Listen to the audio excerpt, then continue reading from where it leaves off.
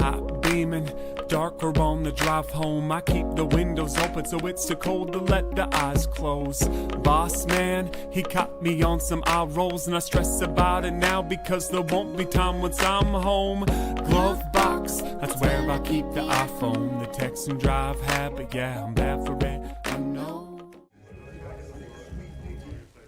Yo, 24 in the Valley, episode 9. We got the homie Clunky Boots in the building. How you doing today, man? I'm doing really good. Hello, everyone. Yeah? How was the drive down? It was a good drive. Was it? I don't get uninterrupted moments by myself very often. I got 4 kids, and I work long hours. Yep. Talk to a lot of people, so it was actually it was almost a bit of a trip to refreshing, just have a couple hours. Yeah. Sorry, honey. You deserve it. Next time you can get it.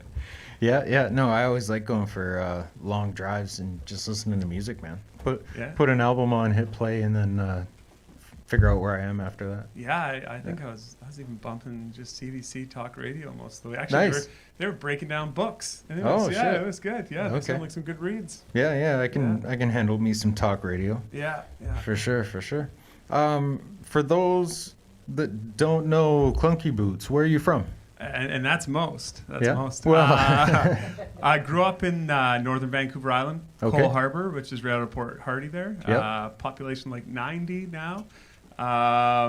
Moved down island, met my beautiful wife, and now we live in Courtenay. Yeah. Dope. Yeah. How long have you been rapping or making music for? I've been writing right out, early childhood. Always liked poetry a lot.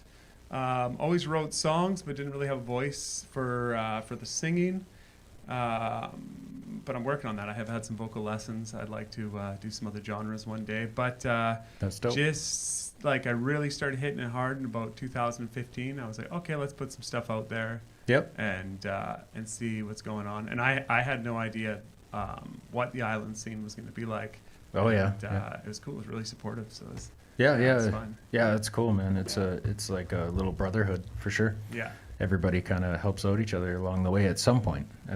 Yeah, it's true. Yeah. Who would you say? Who or what inspires your style? Ooh, probably just like I think I find music that I feel like I'm not capable of making. Yep. And I try and make what I'm capable of doing as close to that. Like, I love soul music. I love old, Nat King Cole music. And I also like Canadian rock, Tragically Hip, Gord Downie, that kind of stuff. Yep. But I found that my skill set was for doing, jazzy scat stuff and rapping. So, influence is like all decades of all the genres, and then in hip hop itself, probably Atmosphere. Yeah, sweet. Del, the Funky Homo Sapien was a big one. What a voice. Charlie Tuna was a big one. Outkast was huge for me growing up. That was big. I feel like I'm forgetting a bunch. Even Macklemore. Macklemore had that Heist album, just blew my mind. That was a great album. Yeah, and just his cadence and how clear he spoke. Yeah. Mixed with just an amalgamation of all the other music out there. Yeah. That's dope. That's really dope. One of my favorite albums of all time is Deltron 3030. Oh yeah. Yeah, I love that shit. Yeah. We used to just go ham to Life is a Blast. Yeah. We had the boom box with a bazillion D batteries down the skate park. Yeah, it was awesome. Sweet.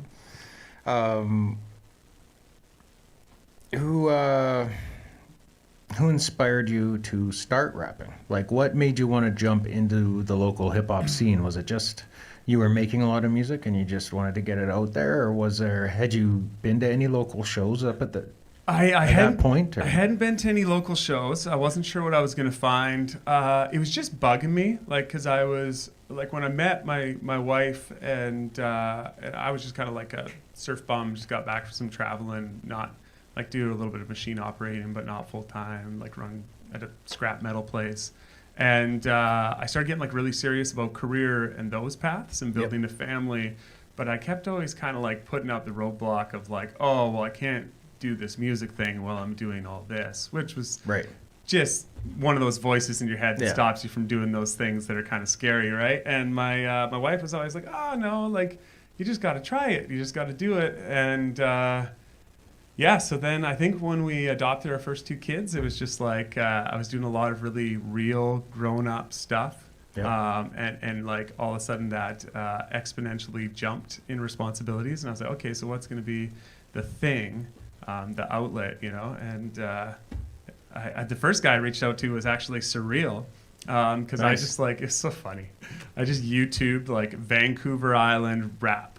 Yeah. And then it was like battle raps. And I started watching some.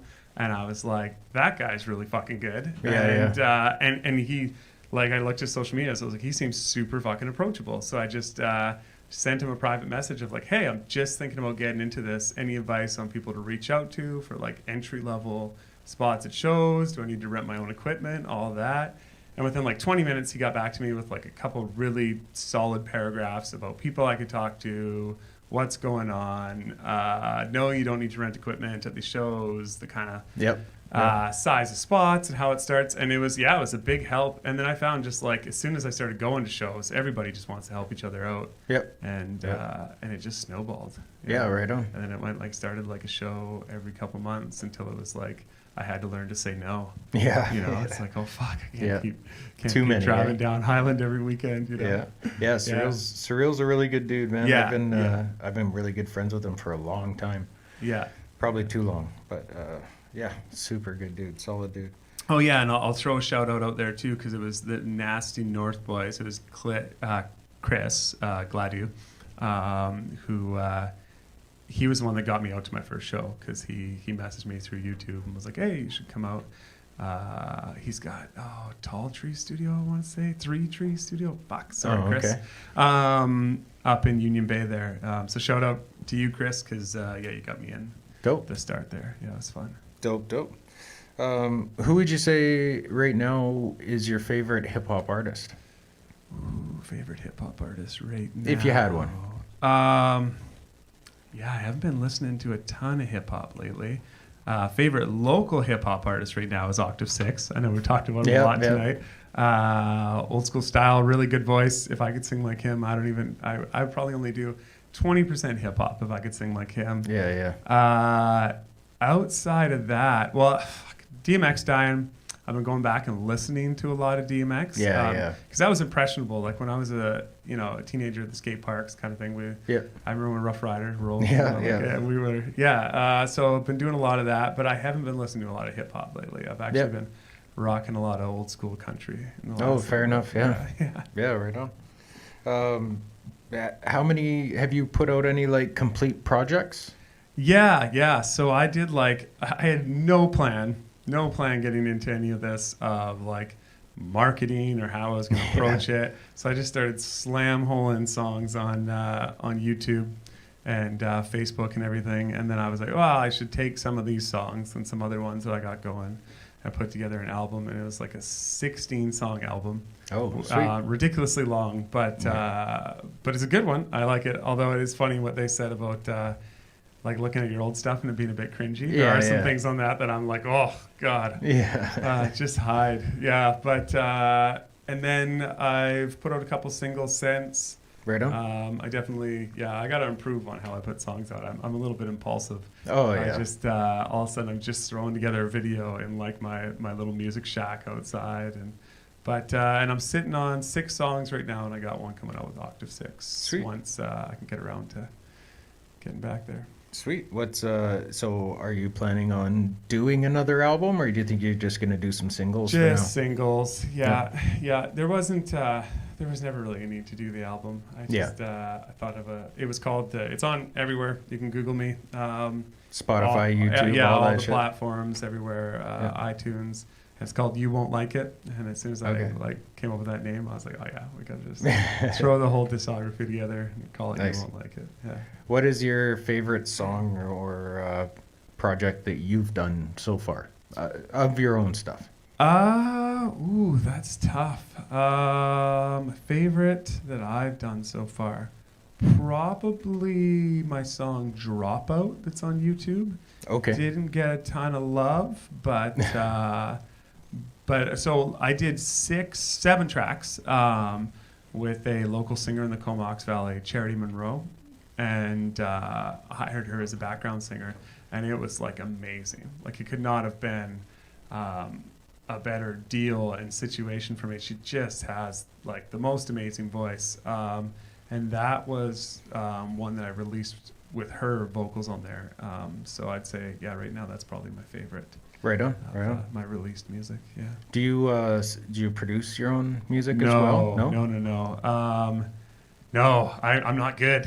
No, fair enough. Yeah, I don't enough. try and I don't do tile, and I don't try and make music. Yeah, right. Yeah, shit that I'm not good at, I don't even touch. So, no, I just like a lot of the stuff is leased. Some of the stuff I own outright, and I'll find a guy who makes really cool beats. Sometimes they're from way down in the States or overseas or whatever, and then I just bug them with emails until they're like, and sometimes, they'll be like, the contracts are kind of like for the leasing. I'm like, okay, well, I have to be able to do some paid shows with this. Let's go through this. And they email back and they're like, basically, like, let's just lay it out that if this song goes big, I own it. And I'm like, perfect. I'm never going to fucking go big. So great. Yeah, let's do that. Right on. Yeah. So like BeatStars or something like that, do you use? Just dudes I find on YouTube. Oh, okay. Normally. Yeah, fair it's enough. funny. Some of them have like tons of credentials and crazy viewership, and some it's just some guy with 500 views who's out there like me, and he just makes some composition that I'm like, wow, that's fucking amazing. Right on. Let's do it. I know a lot of people use BeatStars.com, and Yeah. it's another like a platform from producers all over the world. And, Yeah, I see the tab on the bottom of like a lot of the YouTube ones I look at. Yeah, it's pretty cool. They pretty cool.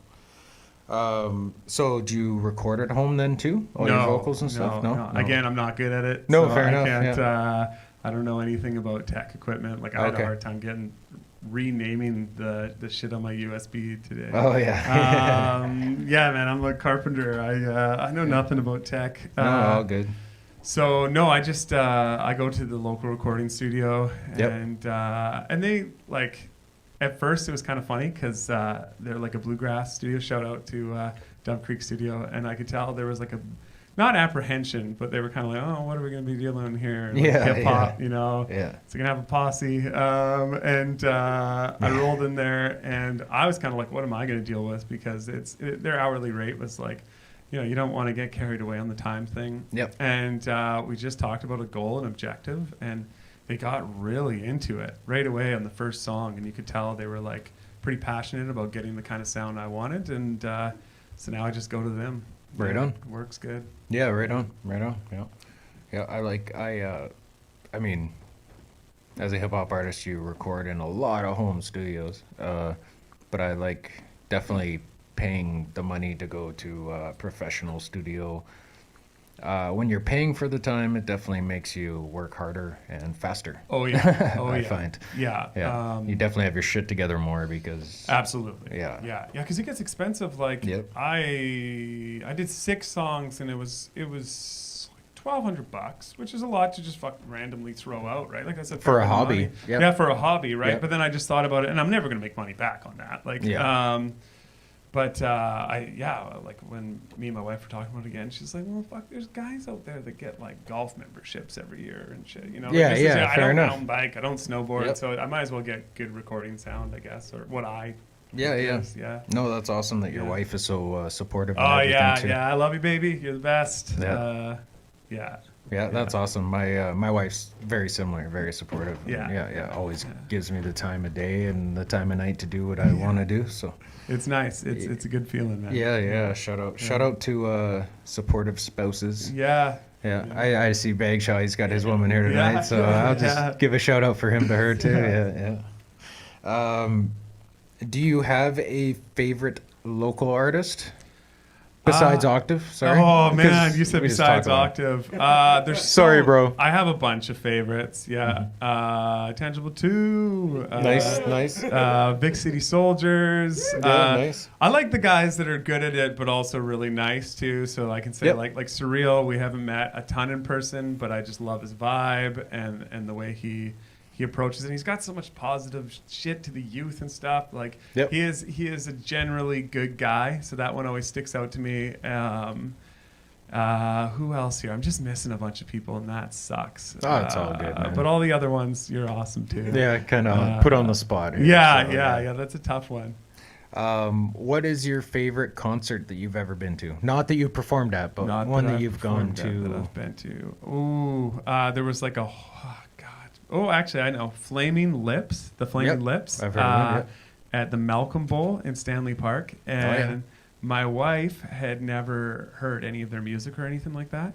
And I showed her one song, the one that's on the car commercial. Do you realize you have the most beautiful face? And, and she was kind of like, oh, okay, so it's kind of folky or whatever. And we get there, and it's just like this muddy fucking concert bowl. And there's all these people in weird-ass costumes, like Teletubbies and Sesame Street. And she's like, oh, okay, yeah. And we get a couple beers flowing. And there, the stage comes out, and it opens up. And sorry, it's Mother's Day tomorrow, but a giant vagina on the stage, and then he rolls out of it in a big hamster ball that he fits in, and he runs out and he starts running all over the crowd, and we're like pushing him in the air. And Sweet! It was just like the whole entire show was so theatrical, and they also just played beautiful pieces of music. So that was probably my favorite. It was wild, it was young. Yeah. So on the flip side of that, what is your favorite concert that you've ever performed at? Ooh, I guess this constitutes as a concert. We were the openers for Afroman. Oh, dope. Before everything went nuts with COVID. And we got a really good spot. We had like 40 minutes right up before him. Got to share the green room with him for a short amount of time. Sorry, was that at the Queens? No, that was at the Cumberland Hotel in Comox. Yep. Or Cumberland, sorry. Okay. Yeah, and his DJ was super nice. DJ on the one. Got to hang out with him. He was awesome because he just couldn't believe how we could handle how fucking cold it was. He just kept being like, it's so cold here. And they were on their way to Alberta next. I was like, just wait. But yeah, that was probably my favorite just because it was a really cool crowd. Yeah, it was right a on. really approachable crowd. Everyone was very chill. Was it packed or what? It for was Afroman? fucking packed. Yeah. Yeah, it was unreal as far as what I'm used to. It was because I've done some big ones. Like surprisingly, I shouldn't say surprisingly. Like a Mad Child was insanely packed as well when we opened for him. Snack was that was a big one as well. Yep. The thing with the Afroman one, I think it was just. It falls like right into the type of music I listen to the most. And my guitarist, Jesse, love you, bro, who's normally with me. I didn't know what the protocol was with COVID, so I should have brought him. Fuck, I should have brought him. Oh, it's all good. But next time, absolutely. We do acoustic sets together as well. But he loves Afroman. Like, he's a huge fan, knows so many of his songs. So that was a big one for him, getting to meet him and everything. Yeah, right that was on. cool. Right on. Who all have you had the chance to open for? The usual suspects. So I've done what we did, like I said, the three: Afroman, Snack, Mad Child, Prada West, Junk. Holy fuck, what an animal! Oh yeah. He's crazy. He's like the athlete, like the ultimate athlete of rap. Like what he does on stage, and it's so focused and nuts. Yeah, he's good. Very good. That was cool. I'm trying to think who else. Cody the Catch. That was a really fun one. What a lively dude. He's so charismatic. I've got some pretty funny Cody the Catch stories that I should not share live. Yeah, he's an animal. We only met the one time, but you were fucking really good live. And he's a good dude. Several large jugs of water with you, which was awesome. And just a bunch of the the guys that do that circuit. Yeah. Right on. Yeah. Right on. If you, who would be your dream spot to open for? Ooh, that's tough.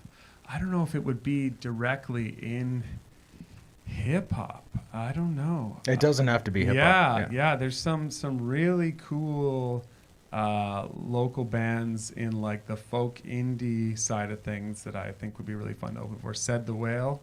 Yep. I've heard of That probably would be one that I would really like to get a chance to just be around those guys, because they just do what they fucking want, and and it always sounds cool. Yeah, right on. Yeah. Right on.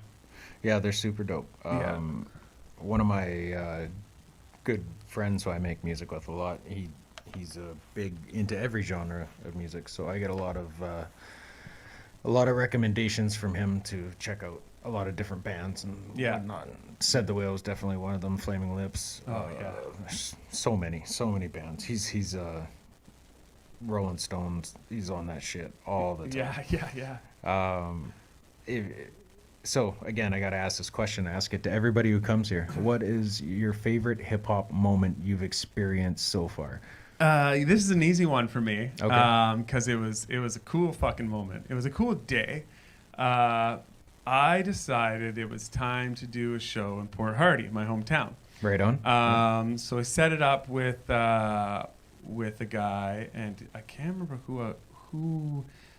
The guy was like, okay, we'll bring a big headliner out too. I can't remember who it was. Shit, I should. But anyways, so I was kind of like a little nervous. I was a bit of personality back home. It's a small town. And you never really remember like exactly how people would perceive you suddenly taking on rapping. Yep. Like especially like at an older stage in life, right?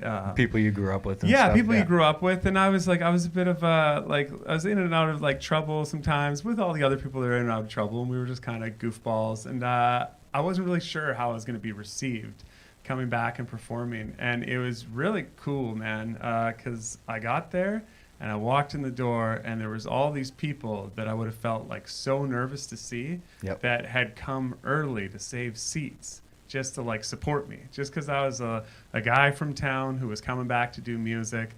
And the place, like, and maybe it's like that all the time, but it just rolled in with people, and everyone just paid like undivided attention to me. My parents were there. My dad was a teacher up there for like 35 years, and my mom always worked in his classroom as his teacher's aide. So like everybody in that place had been taught by my dad. It was just this big reunion, and everyone was so nice to me afterwards, and it was cool, man. Like it was right on. It was a huge confirmation of small town love. Yeah. So that would be it for me for sure. That's dope. That's really cool, man. Well, any shout outs you want to give before we get you on stage here? Yeah. Shout out to my kids, all 4 of you, Alex, Michael, Jordan, and Max. You guys are awesome. You're the best thing that's ever happened to me.